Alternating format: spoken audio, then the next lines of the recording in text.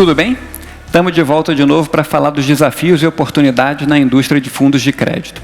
Esse é o tema do próximo painel, que conta com a participação do sócio do BTG Pactual e Head de Crédito do BTG Pactual Asset Management, o Eduardo Arraes. O Eduardo foi responsável pela área de crédito da divisão de commodities do BTG em Londres.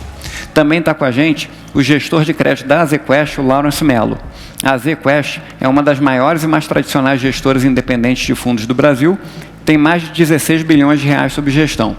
Integra também esse painel o gestor de renda fixa da Arx Investimentos, o Pierre Jadot.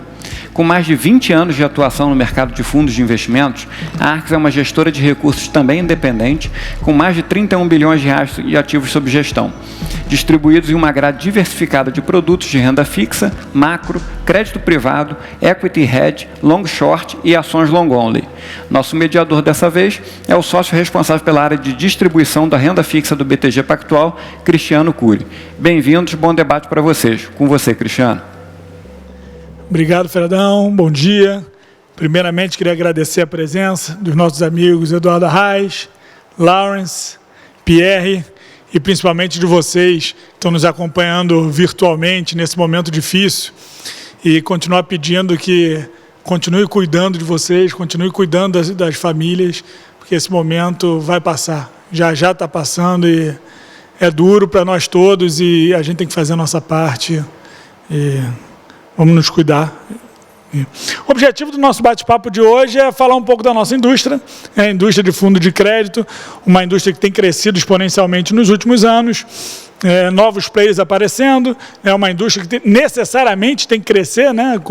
A gente tem visto recentemente, por necessidade também, no momento fiscal que a gente vive, a redução da participação mais ativa dos bancos de fomento, dos bancos públicos. Então, a participação do mercado de capitais vai ser cada vez mais importante e a indústria de fundos de crédito tem um papel relevante para entrar e ocupar esse espaço na parte de financiamento do nosso crescimento, do crescimento do Brasil. E antes de falar um pouco do futuro, acho que vale a pena a gente falar um pouquinho do passado. A gente sempre é bom refletir um pouco o que aconteceu no passado e acho que vale a pena a gente gastar aqui uns 5 minutinhos para a gente explorar como é que foi o comportamento da indústria ao longo da crise, né? Ao longo desse período de pandemia, em termos de liquidez, em termos de performance e principalmente, que eu acho que é o mais importante para a gente explorar aqui também, em termos de qualidade dos ativos que estão dentro dos nossos portfólios. Tá? Então, vou começar com a Arraes, por favor, Arraes. Vamos lá.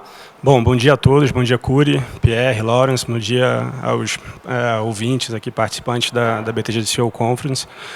Bom, falando um pouco sobre o que aconteceu no ano passado, né? Assim, acho que ano passado, o primeiro semestre, realmente foi um semestre difícil, né, para a indústria de fundos de crédito. Eu diria que não só para a indústria de fundos de crédito, mas para o mercado como um todo, né, foi um momento de muita volatilidade. E a indústria ela sofreu, né, assim, principalmente com o Covid, né, acho que teve ali um movimento um pouco ali de aversão a risco, né, de pânico nos mercados, isso acabou impactando um pouco a indústria de fundos de crédito. E além disso também a gente teve a redução da taxa de CDI, né, que a indústria de fundos de crédito no Brasil é muito focada, né, muito ligada a esse benchmark, e a redução que a gente observou nos meses subsequentes acabou tendo um impacto no fluxo de investimentos que eram feitos nessa classe de ativos. A gente acabou observando uma saída de recursos em montantes relevantes, principalmente no primeiro semestre do ano. Mas acho que o ponto positivo, né, acho que o ponto que vale a pena a gente reforçar aqui é que realmente foi um stress test muito forte e um stress test que a indústria passou muito bem. A gente não viu aqui nenhum fundo tendo algum tipo de problema de liquidez, né, nenhum fundo sendo fechado. A gente observou diversos novos participantes entrando nesse mercado, né, a gente viu fundos de multimercado, tesourarias de bancos, né, assim, nós mesmos na BTG Asset, né, a gente basicamente não investia, né, em crédito, nossos fundos de multimercados, atualmente a gente é muito ativo nisso. O próprio Banco Central também fez medidas bem interessantes, né, criou todo um arcabouço jurídico para participar desse mercado quando tem esses momentos, né, de estresse. Então, assim, a gente teve vários desenvolvimentos, né, além da indústria ter passado por esse teste de estresse, né, teve vários desenvolvimentos que vão ser bastante importantes para o futuro, né? Assim, a indústria de fundos de multimercado, né, e até tesourias de bancos são participantes que eles são muito importantes realmente nestes momentos, né, nos momentos mais estressados, são quando eles atuam de forma mais forte, né, e terem eles participando ativamente desse mercado, com certeza vai ajudar, né, essa indústria a se equilibrar de forma mais rápida no futuro. E aí, outro ponto que eu queria reforçar, né, que você perguntou em relação à qualidade, né, das empresas, assim, a gente fala aqui muito no BTG sobre desigualdade corporativa, né, que a gente vê no Brasil, né, assim, as grandes empresas, que são as empresas que têm acesso, né, a mercado bancário, que têm acesso a mercado de capitais, que têm capital de giro, são as empresas que foram menos impactadas na crise, né, assim, quem realmente foi mais impactado foram as empresas pequenas, as empresas médias. E quando a gente olha o mercado de debêntures, né, assim, ele é muito focado nas grandes empresas, né, nas líderes dos seus setores, nas maiores empresas do país. Então, a gente viu pouquíssimos casos aqui de empresas, né, que realmente sofreram, acho que todas sofreram, né, mas assim, em termos de refinanciamento de dívida, a gente pode contar aqui nos dedos os casos um pouco mais complicados, o que acabou permitindo nessa recuperação que a gente observou nos últimos 12 meses dessa indústria. Quando a gente fala de...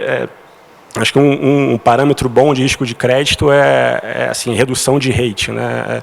Quando a gente olha a redução de rate que teve em 2015, 2016, ela foi mais o dobro do que observado em 2020. Né? Então, assim, as empresas, óbvio que sofreram, mas elas estavam num momento bom, né? As companhias vinham se desalavancando nos últimos anos, e isso permitiu que a nossa indústria passasse bem, né, por essa crise. A gente olha os últimos 12 meses tem sido de performance muito positiva. Enfim, foi acho que um cenário de teste de estresse muito importante para a indústria, mas a gente conseguiu passar bem por ela, e acho que o futuro agora tem pontos bem interessantes para a gente acompanhar. Perfeito. Acho que só para comentar com relação a essa questão de liquidez que vocês comentaram, só para dar alguns big pictures de números de liquidez, em 2018, a liquidez do mercado secundário de debêntures girava algo em torno de 53 bilhões ao longo do ano. 2019 a gente já viu um incremento para 114 bilhões e 2020, ano passado, foi um ano recorde que a gente viu quase 180 bilhões de liquidez no mercado secundário de debêntures. Isso muito por aquilo que a gente comentou, né? Novos players entrando, uma qualidade de mercado de ativos, um maior número de ativos que gera essa capacidade de ter maior liquidez no mercado. Então, eu queria até passar para o Lawrence um pouco nessa ponta de liquidez. Comentar um pouco desse nosso ano que passou, mas puxando também para o lado de liquidez. Como você vê que a gente pode incrementar ainda mais esse mercado? Bom dia a todos, obrigado pela presença. Cristiano, sendo direto, assim, assunto complexo, grande, vamos tentar reduzir nas palavras para fazer de uma maneira simples para quem está entendendo. E dizer o seguinte, a cada dia, a cada ano melhora. É um assunto controverso, muitas vezes quem vai ao jornal falar da liquidez do mercado de debêntures são pessoas que não estão no dia a dia, uma daquelas frases prontas de antigamente. Eu estou nesse mercado já há 12 anos, né, fazendo gestão de fundo de crédito, fora antes, e o que você vê é o seguinte, tem liquidez, tem uma liquidez do dia a dia, que a gente chama de um participante no preço vigente, quer entrar e sair e não agredir, não mexer no preço do papel, e você tem uma liquidez em momentos de estresse ou momentos de você sair ou entra numa posição. O que a gente sempre percebeu é que teve, visto que o último comprador e natural desse ativo que a gente aqui, a maioria dos participantes carrega, são as grandíssimas empresas, as melhores, o filé mignon do que existe na indústria brasileira são os bancos. Eles não compram esses ativos porque não bate a taxa, e o que você acaba abrindo um pouquinho a taxa, melhorando o preço, eles acabam comprando. Então isso sempre funcionou, foi um mecanismo de contenção. O que aconteceu na crise foi uma desorganização dada a velocidade que aconteceu e todo mundo em casa, a pandemia e tudo mais, só melhora. O que a gente percebeu do ponto de vista de liquidez, minha percepção foi muito grande, você começa a entrar em mecanismos micros. Vamos pegar um exemplo, você pega vou chamar uma empresa aqui, Energisa. Talvez ela tenha uma ação no mercado, então quando você está negociando, ela troca de mão muito mais fácil ao longo do dia. Quando você pega uma Energisa, que é um grande emissor, ele tem quantas debêntures no mercado? Quantas séries diferentes? Cada uma tem uma particularidade, né? Então, para você negociar, já tem um tempo um pouco maior, e isso é muito feito via telefone, balcão, corretora, onde o tempo é maior. Então, primeira consequência disso, do ponto de vista micro, falta uma plataforma eletrônica para você fazer a negociação. Então, assim, eu garanto que se no momento da crise a gente tivesse uma plataforma eletrônica funcional, talvez tivesse dobrado, triplicado o número de transações. Então, isso você percebe que fez uma diferença. Eu acho que, para mim, esse foi o grande fator. Estruturalmente, a liquidez, num momento de uma crise aguda do jeito que foi, onde os grandes bancos, em determinado momento, não sabiam prever. Não se assustem, gente, é uma maneira de falar, não saber prever como vai ser seu fluxo de caixa. Imagina, nos primeiros dias de uma pandemia, você é um tesoureiro de um banco, você tem seus CDB e suas LFs para pagar, e você tem um monte de ativo para receber, e você faz uma gestão de caixa.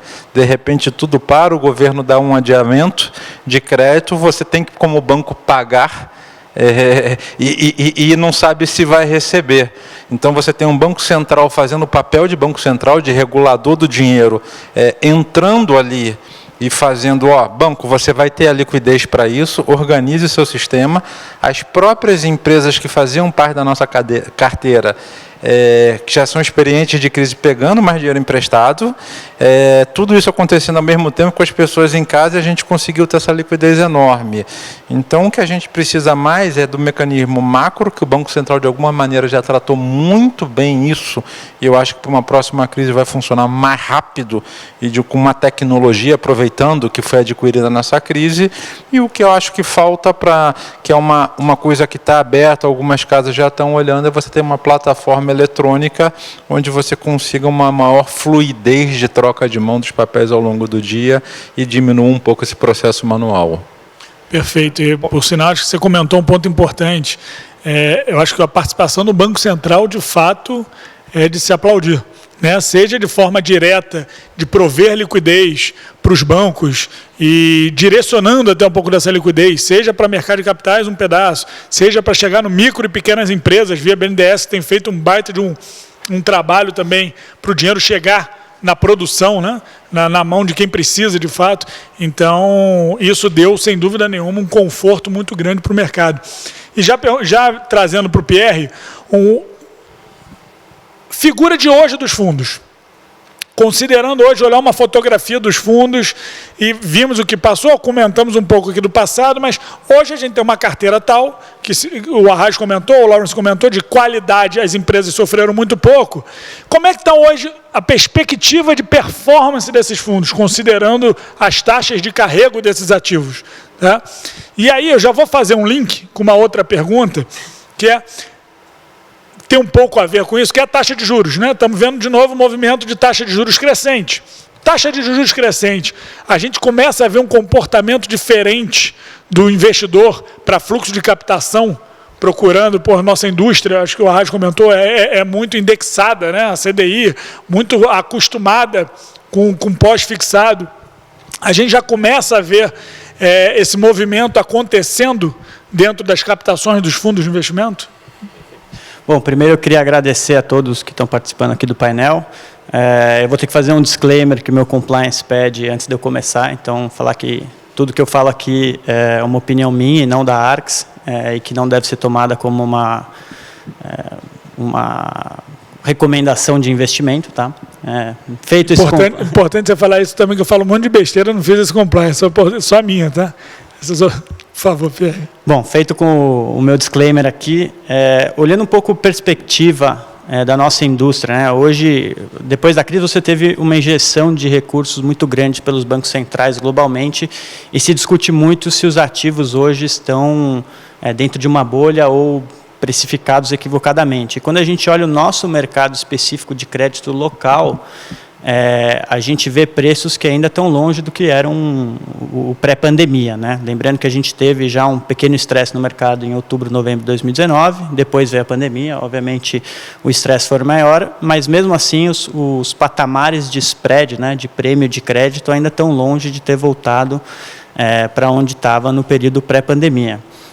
Se a gente olha historicamente, né, eu diria que os prêmios ainda estão atrativos, né? Obviamente não estão naqueles níveis, eu acho que chegavam até a ser irracionais durante a pandemia, na faixa de CDI mais 4 para ativos que praticamente não tinham risco nenhum.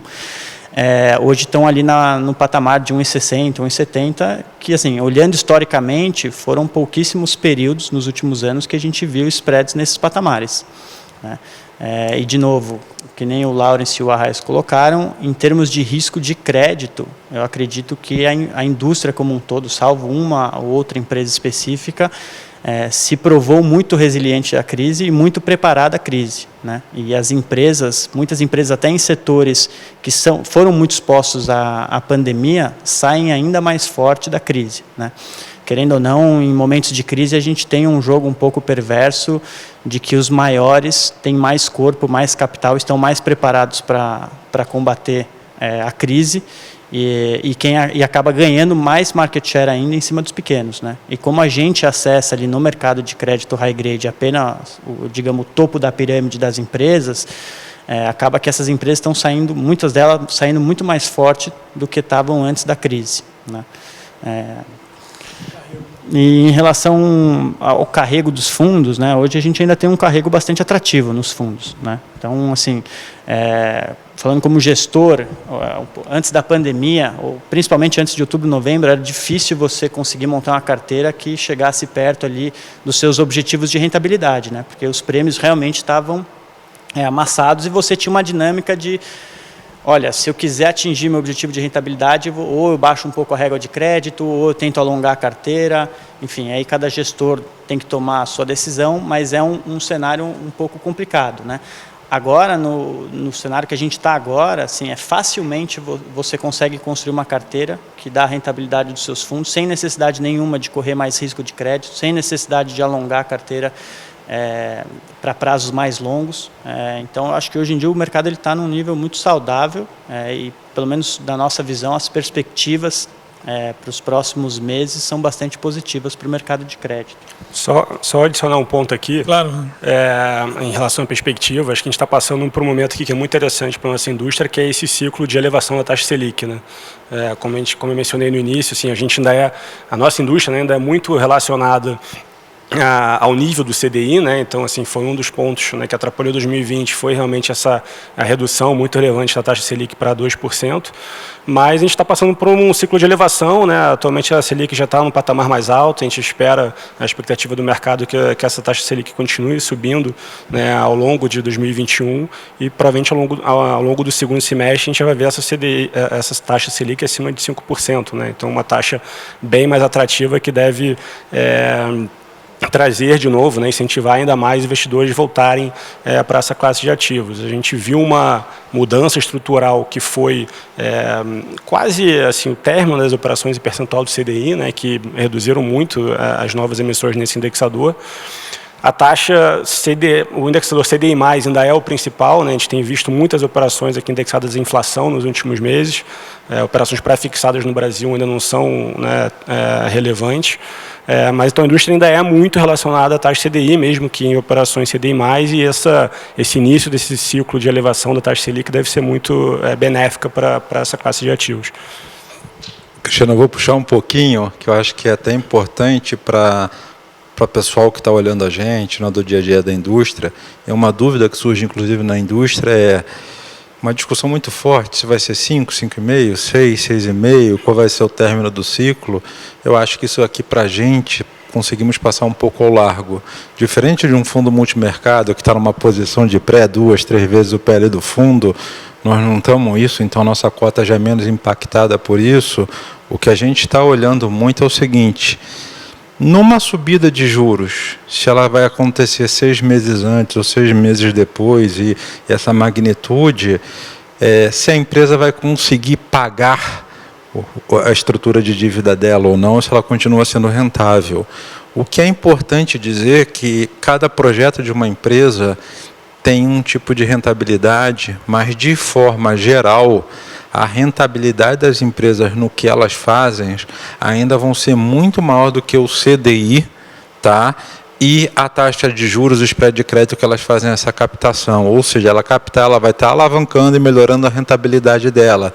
Então, é uma subida de juros que acaba sendo saudável para a indústria e para alguém que não está no dia a dia, até um pouco contra-intuitiva, que é uma subida de juros que você tem um patamar melhor do balanceamento juro real dentro do CDI e que a empresa ainda consegue sustentar. A vida ficou um pouquinho mais difícil do que esse CDI a 2, mas ainda sobra bastante rentabilidade para a empresa continuar reinvestindo o lucro dela. É isso que você tem que olhar no final. Ó, fiz minha operação, consigo reinvestir meu lucro em novos projetos e ele ainda ser rentável? Sim, de uma forma geral a gente vê isso, tá?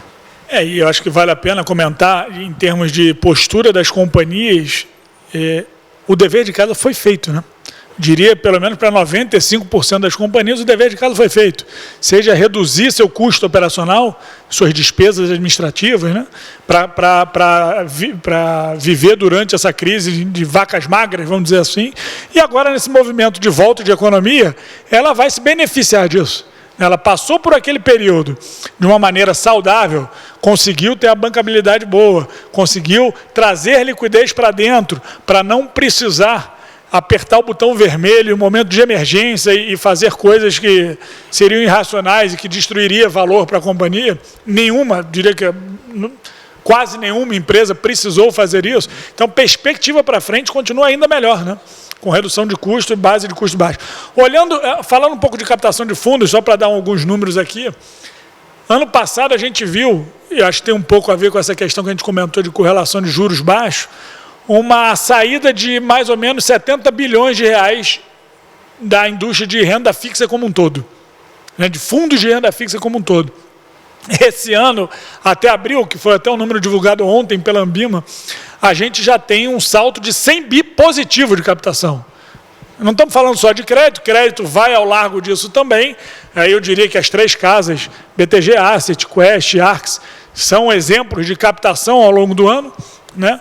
Mas eu acho que sim, tem essa correlação, essa nossa cultura pós-fixada, a gente vê na veia, né? Isso no comportamento do cliente final. Vamos dar um passo para frente agora, vamos falar um pouco aqui do nosso tema tech, né? Tema tech, a gente está vendo uma agenda grande de novas empresas, novas fintechs vindo ao mercado, muitas delas indo para o mundo de crédito, né? Seja crédito pessoa física, seja crédito PJ, chegando, fazendo o dinheiro chegar na ponta final, que era uma coisa ainda muito incipiente para instrumentos nossos de mercado de capitais, né? Era uma coisa que ainda era muito focada e concentrada em bancos comerciais. Então, como que a gente, enquanto players de mercado, pode ver as oportunidades e quais são os desafios desse mercado com essas chegadas desses novos players? Eu vou passar para o Lawrence. Começa com o Lawrence. Pergunta... Abaixou a cabeça, recebeu a pergunta. Super tranquilo, vamos lá. Primeiro, acho que vale a pena a gente voltar um pouco para a definição. Eu acho que é uma grande associação de tech é só ciência. Não, tecnologia não é só ciência.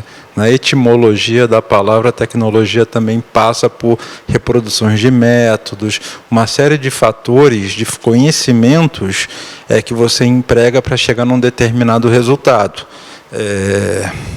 Você pega como um egípcio construiu uma pirâmide, ele sabia que se ele botasse uma corda na proporção lá 4 e 3, ele ia ter um ângulo reto numa quina e ele não tinha demonstrado o teorema de Pitágoras. Só para saber que isso vem de uma série de eventos. Então, o interessante é o tech. Ele vem desde a parte de investimento, mais relacionada a fintech, uma health tech, que também está relacionado a metodologia, métodos através da ciência, mas também de emprego normal. E eu acho que na maneira de fazer crédito isso foi revolucionário, porque você passa de um mundo onde o crédito era quase que uma associação de capital de giro para aquele que está assistindo a gente, capital de giro é basicamente olhando com 1 ano de perspectiva, 2 anos de perspectiva, e o crédito passa a ter um período de tempo para quem toma o dinheiro por mais tempo. Você usar modelos para isso, de matemáticas simples até, estatísticas do século XIX, XVIII, fazendo disso de uma maneira e usando um método computacional, faz com que você consiga falar o seguinte: eu consigo ter o mesmo resultado que eu tinha, ou até superior, na hora que eu mudo a minha técnica de elaboração, de olhar para determinadas coisas. Então, isso acontece. A fintech, acho que é o melhor exemplo que todo mundo conhece. Ele vai ser o responsável, ou ela vai ser o responsável por fazer esse crédito na ponta. No que tange aos nossos fundos, até por um escopo, nós vamos ser os caras que vão financiar essas fintechs. Então, o que a gente mais tem são as fintechs que, diferente de banco, que para captar vai num CDB, numa LF, ela vai fazer essa captação muitas vezes via um FDIC ou algum outro produto estruturado, mostrando toda essa tecnologia para a gente. Então, no que tange a gente vai ter que entender, conseguir ver se a metodologia dele está funcionando ou não aderente, e, em cima disso, fazer essa parte de investimento.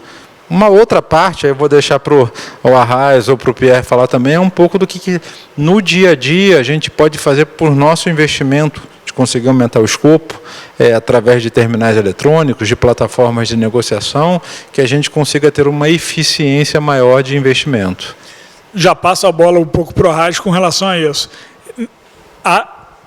O que mudou no seu dia a dia, né, com o desenvolvimento tecnológico? Falando do BTG, eu acho que a gente não precisa ficar repetindo aqui o quanto a gente investiu em tecnologia nesses últimos anos. O que mudou na sua vida, enquanto responsável por análise de crédito, no teu processo de analisar histórico, do teu processo de aprovação de um crédito com a tecnologia que foi empregada e investida no teu dia a dia, Arraes?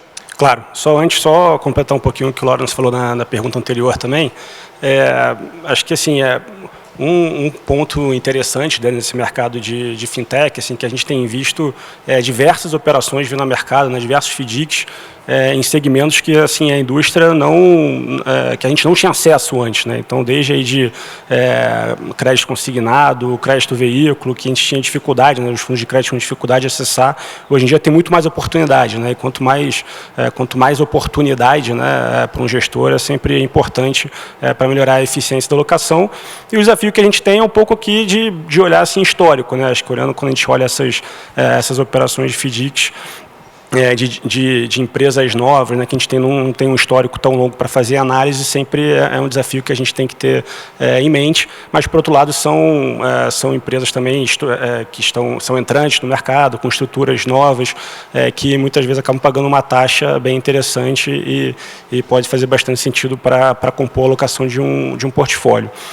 Em relação à sua pergunta, Curi, em termos de análise, né, o que a gente tem feito, acho que o principal ponto, com certeza, é acesso à base de dados, né? Hoje em dia a gente tem muito mais informação que a gente tinha no passado, a gente consegue criar uma base de dados bem grande de operações que foram feitas, que taxa média por rating, taxa média por duration, quão líquido é o papel, né, quantas vezes tem negociação. Então, toda essa base de dados, né, que hoje em dia a gente tem acesso, a gente tem uma parte da nossa análise que é muito focada nisso, né, realmente conseguir digerir todas essas informações de uma forma muito mais prática e usar isso para fazer trading. Além disso, a gente usa muito algumas outras empresas, né, vou dar um exemplo aqui, tem a Digesto, né, que é uma empresa que faz análise de processos judiciais, né, então, volta e meia, a gente está analisando aqui alguma empresa, quer ver o que tem de processo judicial, o que aquela empresa... Enfim, se tem alguma causa na justiça que pode trazer aqui algum problema, né, e a gente usa essa startup para ajudar a gente. Tem outras empresas que a gente usa, por exemplo, para tentar pegar uma visão do que os nossos competidores estão fazendo no mercado, né. Tem uma startup que ela consegue te passar uma ideia, né, pelo menos uma sugestão do que é a carteira dos concorrentes atualmente, por mais que não seja a informação pública seja com 3 meses de atraso. Então, assim, acho que tem algumas formas de melhorar a análise, mas eu diria que o principal ponto realmente é tornar essa análise de base de dados mais eficiente. Perfeito. A gente vê isso no dia a dia, né? A tecnologia e os instrumentos que estão nascendo, e o Fred fez aqui a introdução nossa, e o Fred é responsável pelo Boost Lab, e a gente acaba participando também das apresentações das empresas. É cada coisa que a gente vê, que a gente é apresentado, que parece até uma coisa meio óbvia. Fala, cara, que coisa simples, mas que é tão prático para o seu dia a dia, né? Então, isso veio para ajudar muito. Aí, trazendo já para o Pierre, eu queria que você trouxesse um pouco de exemplos, o que a Arx, você na Arx já aproveitou de parcerias e de oportunidades trazidas por essas fintechs, e aonde você também acho que é importante a gente não falar só as coisas boas, né? Temos que também ver os desafios, né? Porque são muitos players aparecendo, e o que a gente tem que olhar, quais são aonde que a gente tem que entrar para olhar quais são as dificuldades e os desafios dos novos entrantes também, que é uma coisa nova para todo mundo, né? Essas empresas são empresas de tecnologia.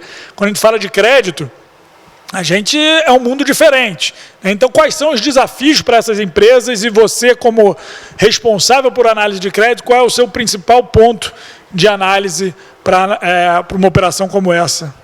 Perfeito. Bom, que nem o Arraes colocou, a gente, e o Laurence, a maior parte, onde a gente entra nessa parte de crédito mais pulverizado através de fintechs é no funding deles, né? Seja através de FDICs ou outras estruturas, né? E a gente tem vários exemplos de empresas que a gente já olha há algum tempo, né? Então, você tem a Creditas ou a própria Creds, enfim, tem várias fintechs aí que conseguiram furar um pouco esse quase monopólio dos bancos, né?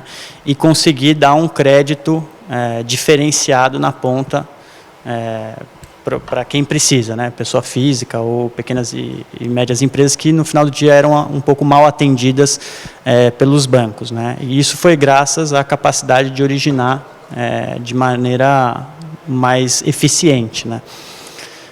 Qual que é o desafio que eu enxergo aqui, o que geralmente a gente olha quando a gente analisa uma estrutura assim, né? Primeiro, você tem normalmente um problema que você tem um histórico baixo de originação, né?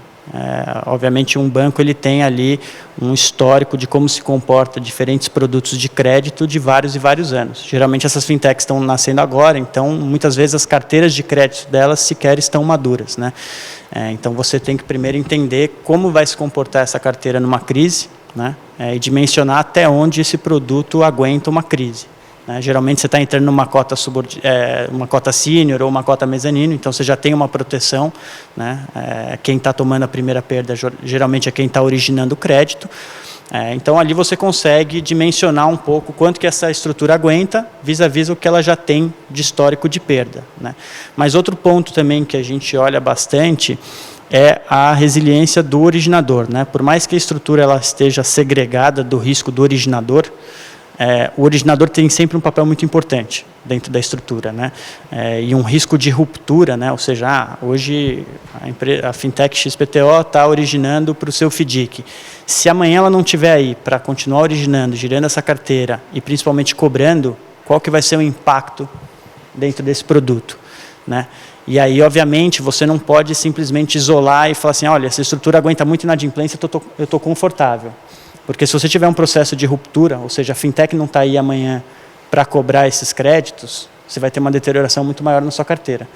Nesse sentido, o que a gente busca sempre olhar é se essa fintech ela é sustentável no longo prazo, né? Porque o que a gente vê muito são empresas que estão muito focadas em crescimento e não necessariamente em geração de caixa e rentabilidade. Óbvio que do ponto de vista de equity deles, tem um objetivo por trás disso, né? Eles estão olhando um prazo muito mais longo do que as nossas operações, só que quando a gente olha do ponto de vista de crédito, você precisa entender qual que é o risco, né? Porque no final do dia, assim, eu pessoalmente não acredito que você vai ter milhões e milhões de fintechs dando crédito, né? Obviamente, num futuro, acho que não seja um futuro tão próximo, vai ter uma certa consolidação. Algum desses modelos vão se provar ganhadores e outros vão se provar perdedores. E a gente tem que ficar atento de não estar exposto a esses modelos perdedores, né? E, sobretudo, entender se esse modelo começar a dar errado ou a empresa não conseguir mais capital para bancar esse crescimento, o que acontece com o produto de crédito que eu entrei dando funding.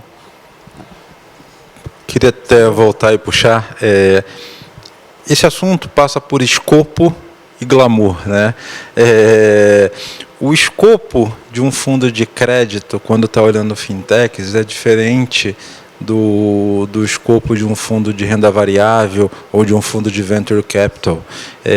Apesar da empresa em si, a fintech em si, seja ela agrotech ou qualquer tech da vida, ela tem um desempenho fundamental para a sociedade, muito importante.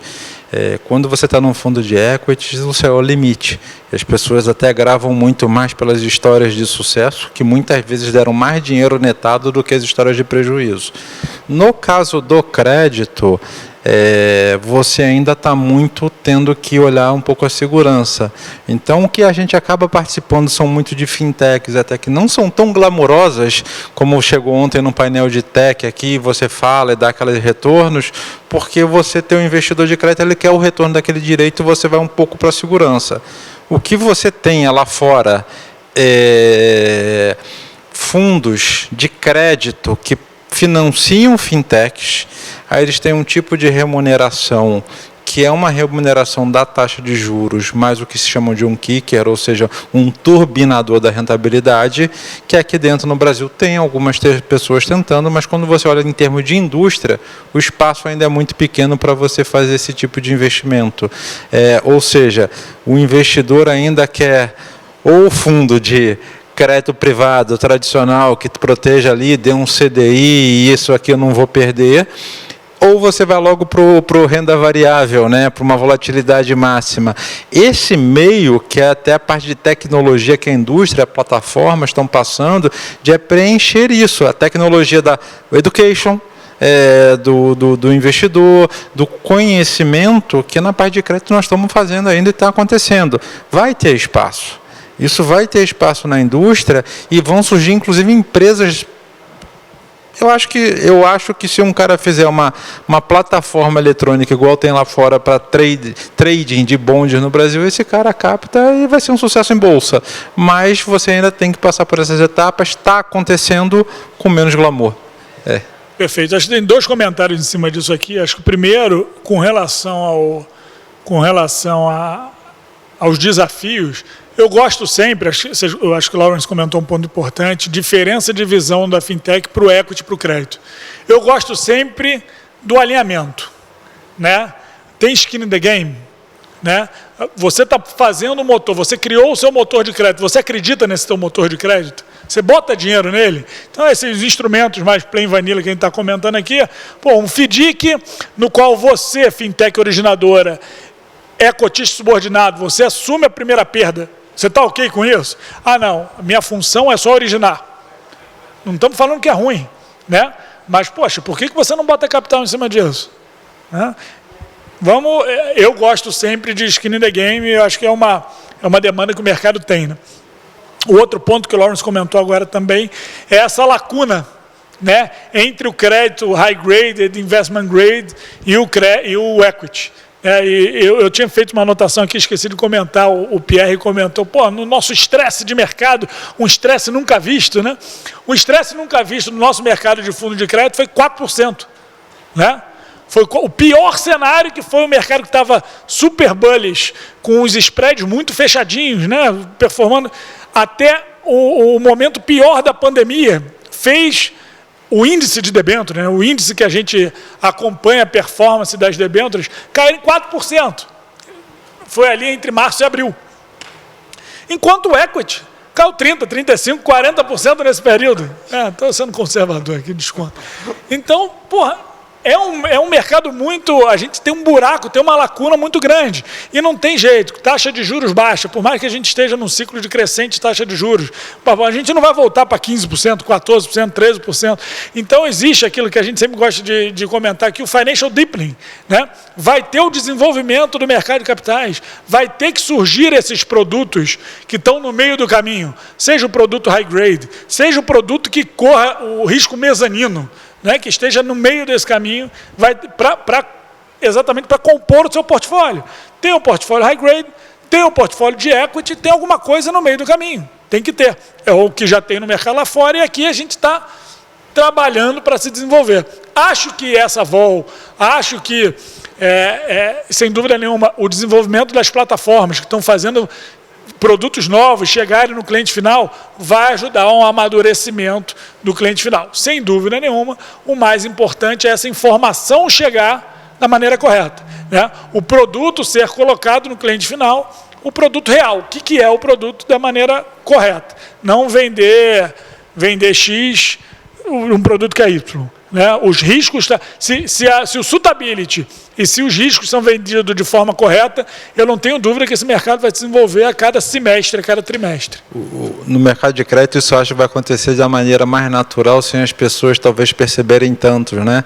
No mercado de equity no Brasil, veio a Magazine Luiza, foi o único veículo que você tinha de CETEC, explodiu, quem surfou colhe a glória até hoje disso, e no mercado de crédito a gente está fazendo isso de uma maneira um pouco mais suave, devagar, acontecendo e permitindo isso. Hoje em dia você já tem muitas empresas representando no equity, e no crédito vai ser gradativo. É um pouco na tua linha, reforçando a sua visão.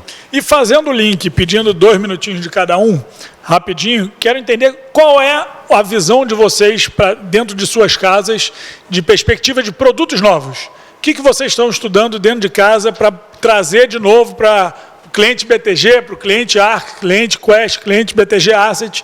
O que vocês estão pensando? Começa pelo Pierre. O que tem de novidade para a gente, Pierre? Bom, a gente sempre teve uma grade de produtos no high grade bastante completa, né? A gente já nasceu com vários fundos, a gente sempre está procurando outros veículos de acordo com o que a gente vê de necessidade com os clientes. Hoje em dia a gente estuda mais veículos que eventualmente sejam veículos fechados, listados em bolsa, né? A gente acha que isso tende a ser uma tendência daqui para frente, deve aumentar bastante, né? A gente também está analisando outras vertentes dentro de crédito, né, que não seja só o crédito high grade, eventualmente algo no imobiliário também está dentro dos estudos da casa. Perfeito.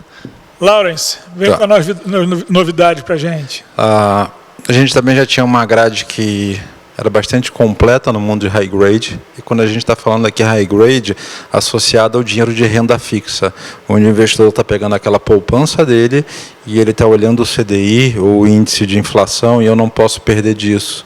É muito mais do que ele gerar um baita de um alfa.